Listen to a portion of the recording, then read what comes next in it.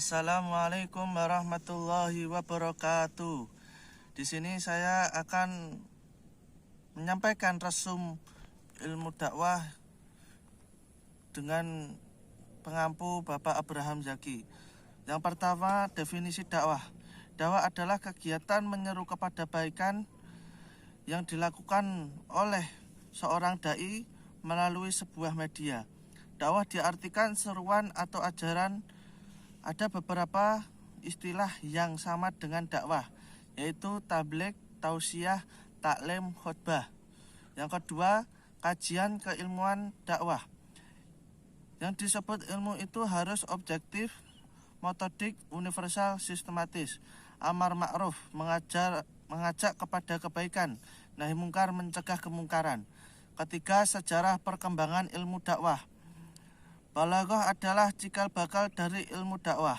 Secara istilah, balaghah artinya ilmu tentang tabligh. Balaghah ada tiga. Pertama, ilmu ma'ani. Kedua, ilmu bayan. Ketiga, ilmu hadis. Dakwah berkembang melalui tiga tahap mengenai wacana keilmuan dakwah. Satu, tahap konvensional. Kedua, sistematis. Ketiga, tahap ilmiah. Bapak ilmu dakwah yaitu Syekh Muhammad Mahfud, Syekh Ali Mahfud. Yang keempat, hakikat dakwah. Hakikat dakwah dibagi menjadi tiga hal. Pertama, sifat-sifat dasar dakwah. Kedua, fungsi dakwah. Ketiga, peran hidayah dalam dakwah. Kelima, fikih dakwah. Dai secara teoretik dibagi menjadi tiga. Dai yang mujtahid, kedua dai yang mutsabit, ketiga dai yang muqallid. Hukum berdakwah adalah fardu kifayah dan fardu ain. Prinsip yang keenam adalah prinsip dakwah. Prinsip adalah pegangan yang harus dipegang dalam berdakwah. Yang pertama, memberi keteladanan sebelum berdakwah. Kedua, mengikat hati sebelum menjelaskan. Ketiga, mengenalkan sebelum memberi beban. Keempat, dalam pembahasan harus bertahap. Yang kelima, memudahkan bukan menyulitkan. Yang keenam, membesarkan hati sebelum memberi ancaman. Yang ketujuh, yang kedelapan, memberi pemahaman bukan mendikte. Yang kesembilan, mendidik bukan menelanjangi. Kesepuluh, muridnya guru bukan muridnya buku. Yang ketujuh adalah pendakwah. Kuncinya pendakwah di ilmu dan akhlak.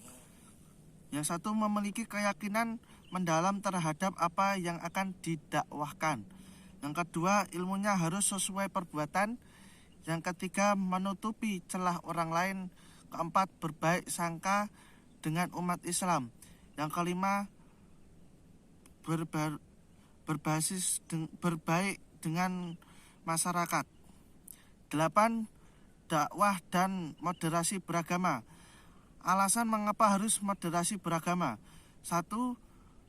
Pilih untuk memiliki cara pandang, sikap, dan perilaku yang tengah-tengah. 2. Seimbang antara dunia dan akhirat.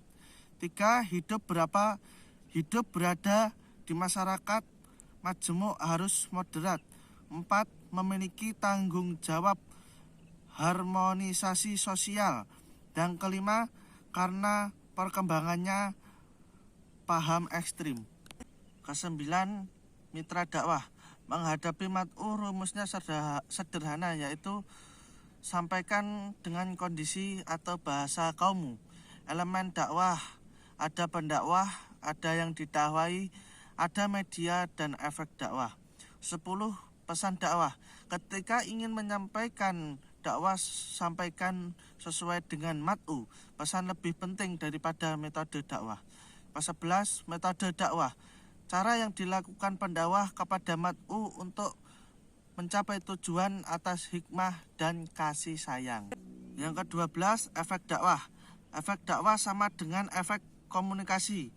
Kalau dakwah, nilai-nilai kebaikan, nilai-nilai keislaman, karena tujuannya adalah kebaikan, maka efek yang diharapkan dari dakwah adalah kebaikan.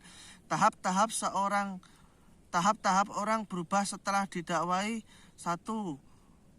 Kognitif. 2. Efektif. 3. Bermoral. Efek dakwah dikatakan berhasil apabila seorang mad'u mampu menerima dan merubah secara berpikir, sikap, dan tingkah lakunya. Cukup sekian penjelasan resum materi dari bab 1 sampai 12. Semoga dapat bermanfaat. Cukup sekian dari kami. Apabila banyak tutur kata dan perbuatan yang salah, mohon dimaafkan. Assalamualaikum warahmatullahi wabarakatuh.